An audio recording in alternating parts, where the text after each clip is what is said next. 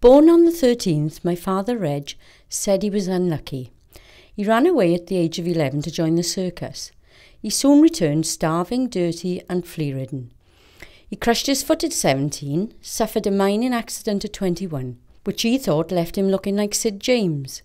He turned up a week early for a new job and his new car was badly dented by a calf who jumped over the hedge.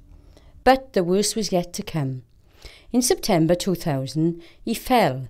His leg appeared to be paralysed. In hospital, he waited 6 hours on a trolley to be told to go home and rest. Finally, he was admitted. He sat in bed for 2 weeks just waiting to come home. He thought they were just ignoring him in the hope that he would go away. The test proved negative. He was advised that he would soon regain the use of his leg and was sent home. Because his illness had not been diagnosed, we didn't qualify for any help from social services. We did what we could, but within a few months he was losing the use of his arm and having difficulty swallowing. He was then readmitted. In hospital, we discovered that he was not drinking any liquids. He was hallucinating, dehydrated, and had developed a water infection. His pureed food was served to another patient, so he had to go without.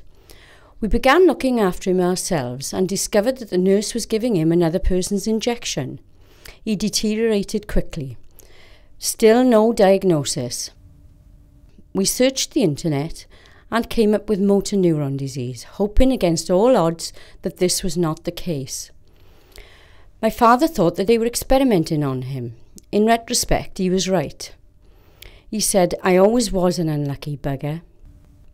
It was a constant battle with the medical staff to get him home. Reg loved to be outdoors in the sunshine, riding his bike.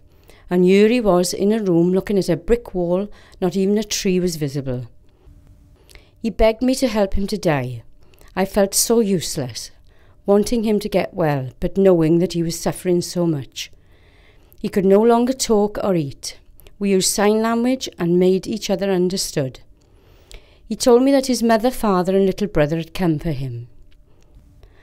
At last a syringe driver was attached to him, and I knew it wouldn't be long.